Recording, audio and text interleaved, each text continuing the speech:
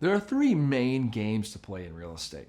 And when I say games, I really mean different strategies, but I like to think about it in terms of games.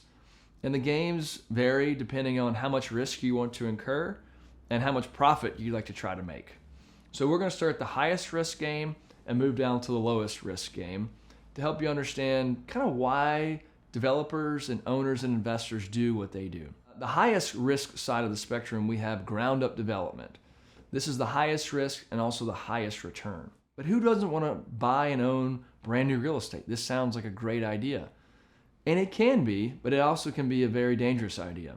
It often takes 1.5 to 2 years to buy the land, get it permitted and entitled for your use, and then another 2 years to get it out of the ground and built. So we're looking at 4 years sometimes to have a vacant product, then to be able to lease to the market. The economy can shift on you during those couple of years, but because of the cost and work it takes to get the project out of the ground, you're really committed to completing that. And if the winds change and lease up is slower, interest rates increase in between your construction loan and permanent loan, it can be a very painful process. If done well, executed in a timely manner during the right conditions, it's by far the best way to make great returns in real estate. Let's move to the opposite end of the spectrum, which is stabilized new product.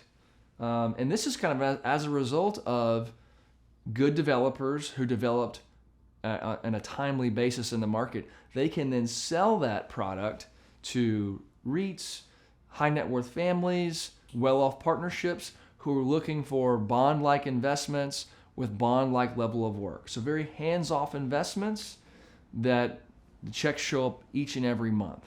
And that can be very good, but it's also very hard to make an entrepreneurial profit or add value on that side of the spectrum. And so we like to sit kind of squarely in the middle, and that is what we call value add real estate. Oftentimes our projects were built anywhere between 15 and 25 years ago. There's been some deferred maintenance. Maybe there hasn't been what we like to think of as active rent management. You know, after 15 years, the property's paid off, the tenants are happy. I'm not keeping up as well as I should, but I'm also not pushing rents. And so it's a kind of a give and take. And so what we like to come in is we like to breathe in new life or add value to the property. New paint, new landscaping is some of the best dollars you can spend from an exterior appearance. Maybe it's new security cameras and software for self-storage. For apartments, maybe it's newer amenities, granite countertops, stainless steel appliances.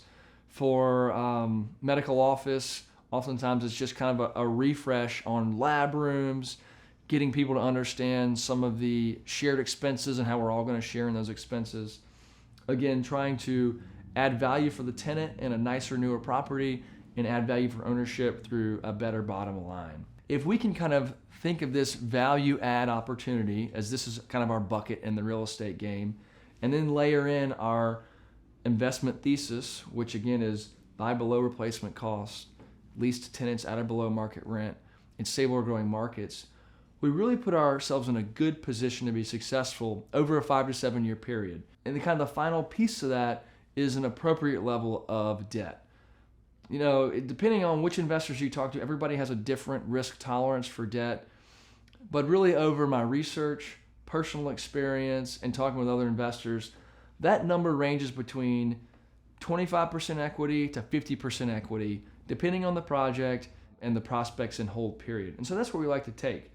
But if we can add value, layer in our investment thesis with conservative debt, we really put ourselves in a position to win. And I think over our last 24 or so projects, we've shown that, and that's something I'm really proud of.